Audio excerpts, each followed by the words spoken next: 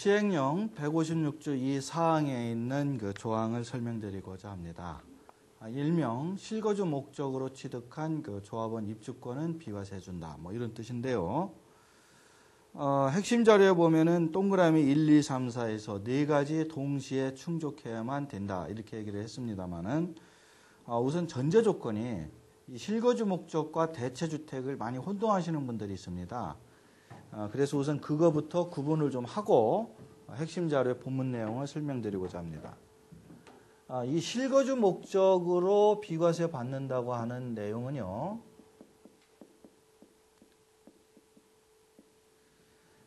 단독주택을 원래 한 채 가지고 있던 분이 재개발이나 재건축으로 인하여서 입주권을 하나 사게 됐다. 그런데 이게 입주권은 주택수로 간주하는 거더라. 주택수로 간주 않는 거면 아예 신경 쓸 필요가 없는데. 그래서 입주권을 취득한 날로부터 2년 이내에 자기 집을 팔게 되면 일시적인 경우로 그냥 당연 비과세인데 입주권을 취득하고 2년이 경과한 다음에 집을 팔게 됐다.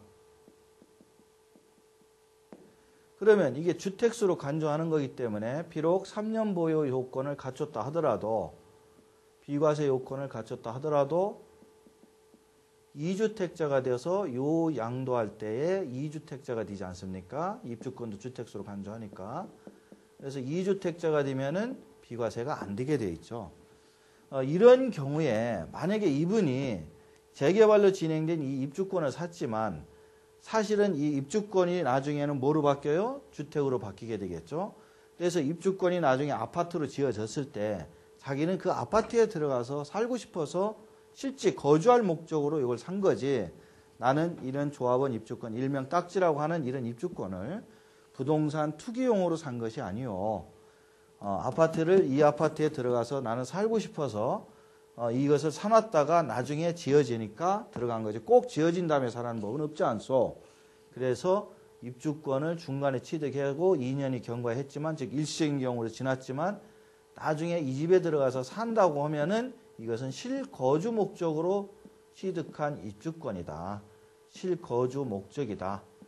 결국 실거주 목적 입주권은 나중에 아파트로 바뀌니까 실거주 목적의 아파트를 하나 산 거다. 그렇기 때문에 비록 이 원래 가지고 있던 집을 팔 때 2주택자인 상태에서 팔더라도 비과세를 해주세요. 이것이 실거주 목적이고요. 대체주택 같은 경우는 원래 가지고 있던 집이 재개발입니다.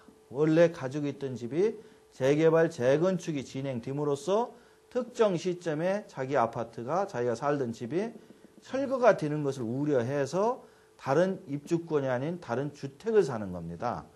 그래서 이 주택이 대체주택 요건이 맞으면 비과세를 해준다는 거기 때문에 아주 순서가 틀려요. 그러나 이것이 용어상으로 혼동되는 용어가 많다 보니까 두 가지를 혼동하시는데 이 실거주 목적은 당초 1주택자가 재개발 재건축과는 전혀 상관이 없습니다. 그래서 그런 집을 오랫동안 3년 이상 보유하고 있던 분이 다른 입주권을 샀는데 이게 주택수로 간주하는 거더라.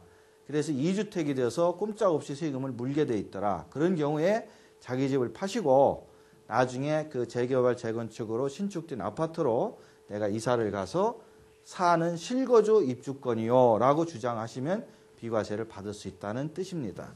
그래서 대체주택과 그 실거주 목적과의 구분을 좀 하시고 세법 조항도 그게 연달아 붙어 있어요. 그러다 보니까 잘 이해를 못 하시는데 개념 정리를 우선 하셔야 될 것 같습니다. 자, 그러면 핵심 자료에는 본문 내용을 보면서 하나씩 풀어서 설명을 드리겠습니다. 우선 종전 본문 내용 그대로인데요. 종전 1주택 소유자라고 되어 있어요. 이건 재개발, 재건축 사업과는 전혀 관련이 없는 주택이죠.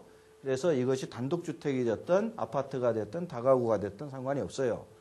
그래서 종전 1주택 소유자가 뭘 산다? 1조합원 입주권을 취득한다. 그러니까 종전에 주택을 하나 원래 가지고 있다가 나중에 취득하는데 입주권을 취득하는 것을 얘기하는 거지 재개발, 재건축이 진행될 지역에 철거주택을 취득하는 걸 얘기하는 건 아니에요.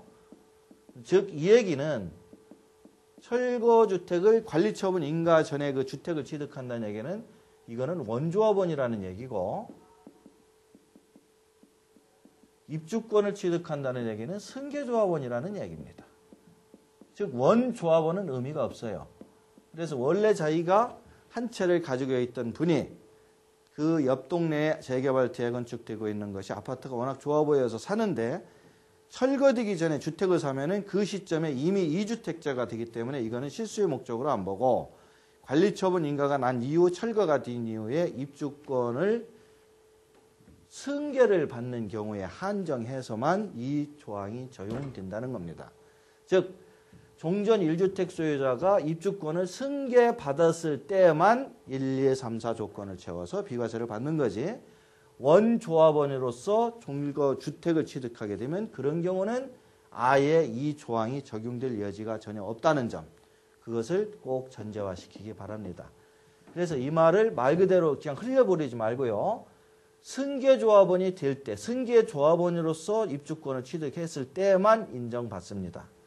그래서 1번 조건은 도시 및 주거환경정비법에 따라 주택 재개발과 주택 재건축 사업의 관리처분 계획에 따라 취득하는 주택이 완성된 후 2년 이내 그 주택으로 이사할 것.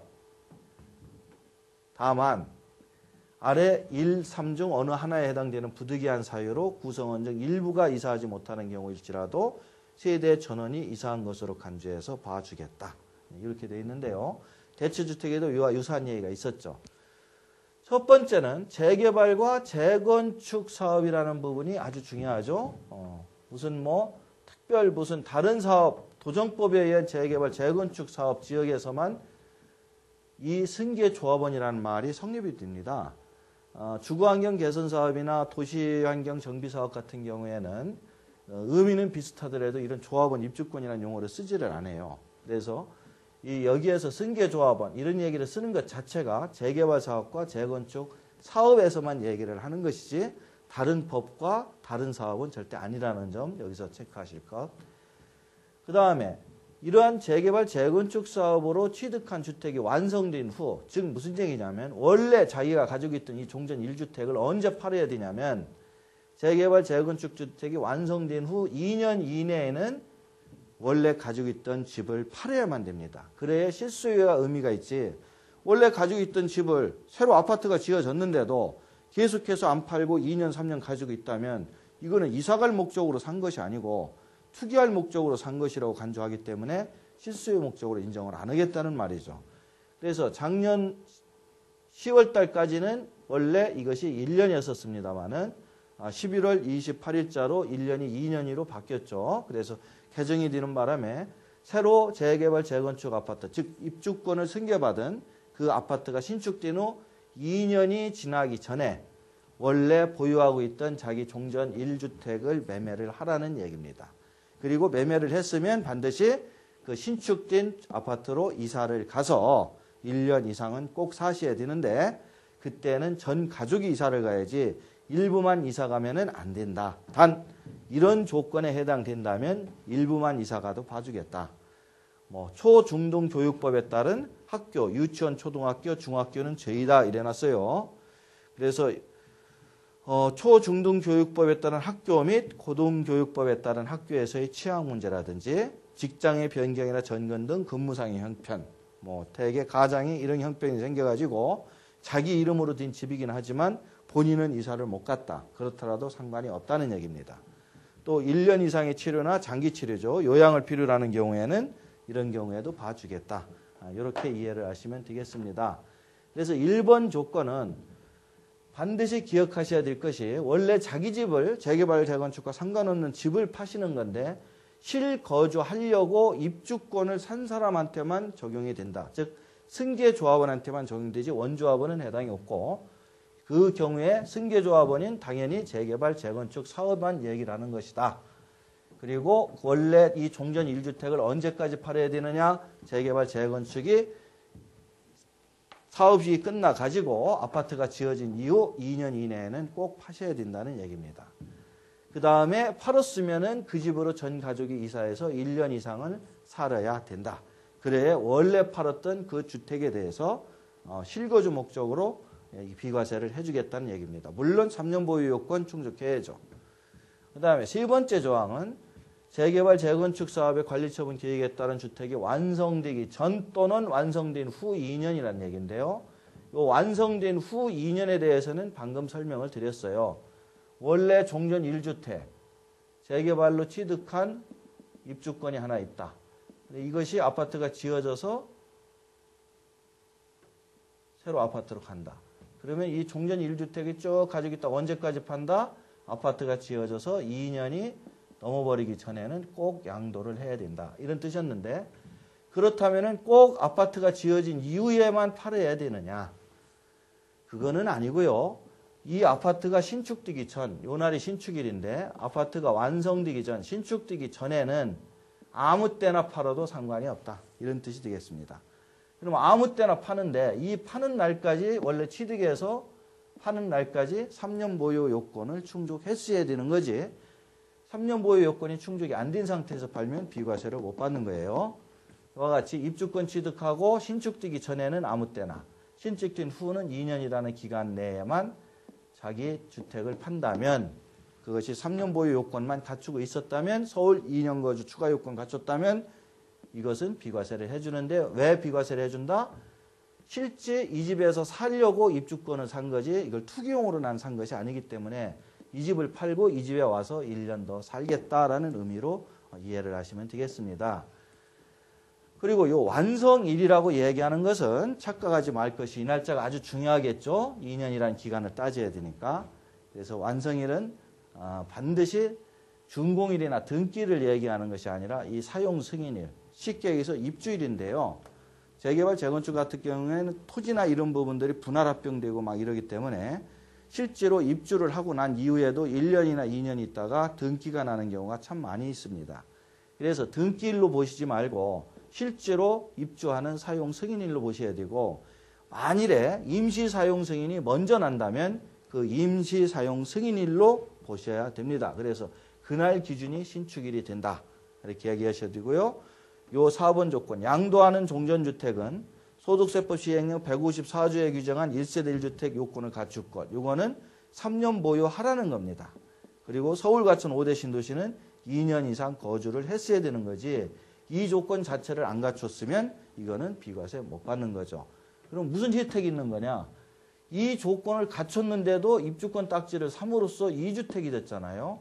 그래서 실거주 목적의 조항을 집어넣지 않으면 2주택인 상태에서 팔기 때문에 10년 이상 보유 거주했어도 비과세를 안 해주는 겁니다. 물론 입주권을 사고 2년 이내에 팔면 당연히 비과세가 되지만 지금 얘기하는 건 2년이 경과된 이후에 팔 때의 얘기예요. 이와 같이 실거주 목적이라고 약속을 하고 세무서에 신고를 하셔야만 인정을 받는 거지. 신고를 안 하고 가만히 계시면 당신은 2주택이기 때문에 비과세를 안 해줍니다. 라고 해서 세금을 물리게 되죠. 그러니까 나는 이 집이 지어지면 왜냐하면 그 전에 팔았다. 그러면 이 집이 신축되면 이 집에 이사가서 난 살렵니다 하고 특례 신청서에다 별도 서식에다가 작성을 해서 양도세 신고할 때 같이 신고하셔야만 실거주 목적의 입주권 취득이라고 해서 비과세를 해준다는 것입니다. 그래서 이 실거주 목적도 입주권과 같이 가지고 있을 때 여러분들이 아주 그 혼란을 많이 겪는 경우인데 대표적인 사례가 최근에 그 준공된 그 잠실 주공 1단지입니다. 잠실 주공 1단지 같은 경우에